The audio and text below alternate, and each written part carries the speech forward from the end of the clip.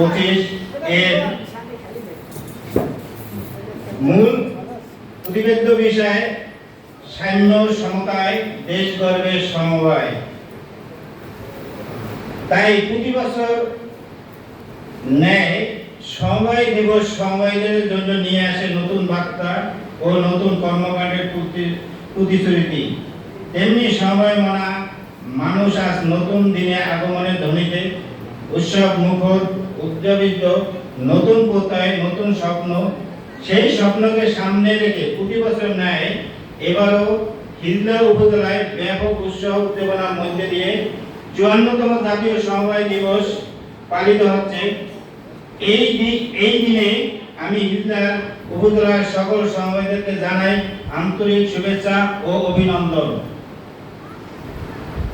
সমবায়ের মাধ্যমে টেকসই উন্নয়ন ও সমবায় কর্মকাণ্ডকে আরো প্রতিশ্রুতি করতে এবারে প্রতিবেদ্য বিষয় সাম্য সমতায় দেশ গর্বের সমবায়।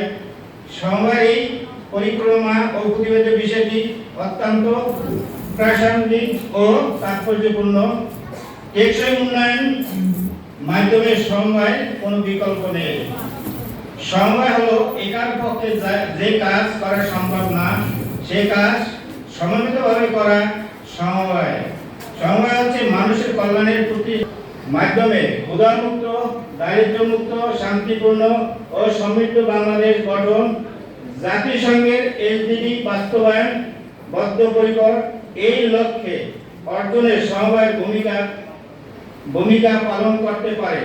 সেটাকে প্রত্যেকটি সমবায় সমিতির উৎপাদনমুখী কর্মকাণ্ডে সম্পৃক্ত হতে হবে। এর ফলে দেশে উৎপাদন বৃদ্ধি পাবে, পাশাপাশি ব্যাপক কর্মসংস্থান সৃষ্টি হবে।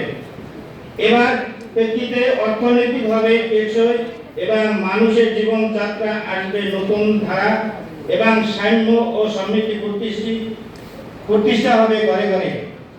তাই 1971 সালে মহান মুক্তিযোদ্ধার মাধ্যমে আমরা স্বাধীনতা অর্জন করার পর গণপ্রজাতন্ত্রী বাংলাদেশ সরকারের সংবিধান 13 খ অনুচ্ছেদে সমবায়কে সম্পদ মালিকানা দ্বিতীয় খাত হিসাবে দারিদ্র বিমোচনে সমবায় অনেক প্রাচীন ও পরিবর্তিত অর্থনৈতিক প্রক্রিয়া। প্রতিটি সময়